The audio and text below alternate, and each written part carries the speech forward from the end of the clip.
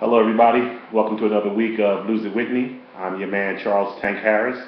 This is the 11th week of the journey, and it's been a tough one. I think that when I first got started, I assumed that each week I would make progress, and I probably have. Let me not start off, giving the wrong message. Because I only weigh myself once every 28 days, I have no idea week to week whether my weight is going up or going down. I see my clothes becoming looser every week, but when I say that it's been tough, I've had a hard time and recently, in the last 4 days, with maintaining the discipline inside my eating and maintaining my discipline in the gym. I'm having a great deal of pain in my left knee right now, and it's kept me off the treadmill. It's kept me out the gym. When I played ball, once again, many moons ago, when one thing hurt, you still went and worked out and you just protected that one area. The motivation to do that has not been here, and it's one of those, feast or famine or all or nothing type of things where if I can't do everything that I'm supposed to do, I don't go do anything, and that's just a bad mindset to have. I realized that in trying to achieve a healthy lifestyle, that we're not just talking about my physical health, but also my mental health. And there are a lot of habits that I have ingrained in me that I would like to restructure. And one of them is the extremist that I am, that, if you can't do everything the way you want it, just improve on something at least. I need to work on that, and I am working on that. I've been eating rather poorly by my standards the last couple of days. I've probably been eating very poorly by a lot of you viewers' standards from day one, but as I've constantly stressed, I was not setting out from the get-go to change from a person who ate very poorly to a person who ate excellently, whatever excellent eating is. I was gradually trying to just improve on some habits that I had in the past, but I can honestly say over the last 3 days, I have been as undisciplined as I've been during this journey, and that I've eaten things that I would have eaten before I got started on this journey. The only good thing I can say is that the quantity of food that I've consumed over this last 3 or 4 days hasn't been as great as it would have been in the past. But it's just been, if I wanted it, I ate it. And I'm trying to shake it, because between that and not going to the gym, I really feel lousy about the last 3 days. I have 5 days now until my next weigh-in, which is on Monday, Christmas Eve. This is Tuesday, December 18th, and it's at night, so Tuesday's pretty much a wrap. So I have Wednesday, Thursday, Friday, Saturday, Sunday, and then I wake up Monday morning and weigh myself. I have two different trips. They're both day trips, but I have two different trips between now and then, and it's always difficult to get in the gym and to eat the way I'm supposed to. Actually, eating the way I'm supposed to has been pretty easy on the trips. Getting in the gym has been bad, been difficult. But I have to struggle through that because I really want to put a push on for these last 5 days. As you know, if you've watched the videos, the last 28-day period that I recorded over, I only lost 6 pounds over that 28-day period, and I expected way more weight loss than that. So I want to see a double-digit amount. I know that the weight loss isn't going to be,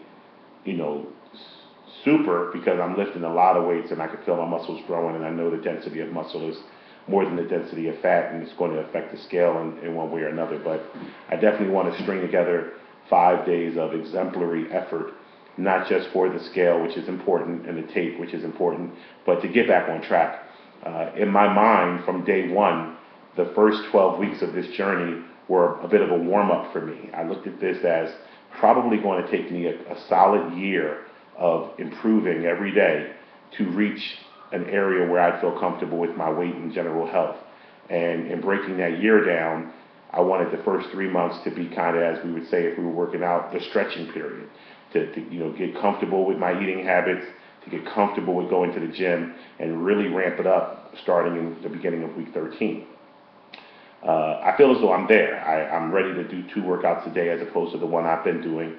I'm getting ready to switch my workouts. Normally I do 3 days on, 1 day off. Now I'm going to do 6 days on, 1 day off. But in doing the 6 days, I'll lift weights twice a day. The next day I will do no weightlifting. I'll do yoga and ab work. then I'll go back to a lifting day, then yoga and ab work, then it'll be another lifting day, then yoga and ab work, and then I'll be off. So it's going to start to get a little more difficult, a little more cumbersome, the workouts, but I'm ready. I've been working out a great deal. I feel really good in the gym. My wife's been going with me, and I'm really proud of the progress she's making, and I'm looking forward to turning it up as the new year turns. From an eating standpoint, I'm very, very excited about making some serious changes to my eating that you guys will probably all be very happy with, because like I said, I've gotten many a comment about the lack of vegetables or too many carbs. But once again, hopefully I think the message has gotten through by now. I wasn't even on what most people would refer to as a diet. I was just eating what I wanted to eat. I was just getting into the habit of writing it down and looking back over it and seeing where I could make improvements. Of course, as I started working out, I did get more concerned with what I ate, and I started to adjust it. So you would see days where there was very healthy eating, but I didn't hold myself to that standard. If I ate healthy, that was great. But if I ate, like I used to eat, that wasn't too bad for me either, because the improvement was to simply write the eating down, don't eat after 8 p.m., drink a gallon of water, incorporate fruits and vegetables, to the point where if I ate the way I previously ate, but added 5 apples that day, that was a win for me, because I wouldn't eat apples before. I wouldn't eat bananas, not regularly, and now I'm doing that. I added supplements because I'm lifting so much. I'm taking creatine pills, and I want to say the other one is, I don't want to lie or make up a word, but it's like glucamine or something like that. It's a different type of protein. I was always taking whey protein, and I read in a Muscle and Fitness magazine that there are multiple different types of proteins, and some help with recovery, some help with energy, and I've started to add those supplements to my daily routine. So one of the things that I did want to talk about was I've started to adopt the habit of having a free day on Sundays, and what I've been caught up with over the last couple of days is I can't shake the free day. I had a free day on Sunday, then I ate what I wanted to last night, and I had a Subway sandwich, which Subway is supposed to be healthy. What I had at Subway wasn't that healthy. I had an Italian sub with light mayo, cheese. It wasn't the healthiest meal. It wasn't the 6-inch turkey that Jared walks around with. So I'm trying to shake it. The lingering effects of the free day have imprisoned me into my old eating habits and my actions, and then I don't have the desire to go to the gym. And I can honestly say, I know I give the fitness buffs a hard time about, their stick-to-itiveness of how it should just be easy to eat salmon and quinoa, however that's pronounced. I was corrected by a viewer a couple weeks ago that for me it's not that easy. But I will say this, and I'll be honest because I want to be honest throughout this journey. When I eat better, I feel better. When I eat bad, I feel bad. All this week, because I knew I was going to go down to a place called Croker Spot in Richmond, Virginia, to take my daughter out for making Dean's List. Congratulations, Priya, on making Dean's List at UGA, University of Georgia. Met up with her and her boyfriend in Richmond, took them to dinner, and I knew I was going to eat whatever I wanted to. So all that week, I had asparagus and salmon and swordfish and healthy stuff, preparing for a really, really reckless Sunday dinner. First and foremost, when I got there, I just wasn't as excited about ordering everything on the menu, which is what I originally intended on doing.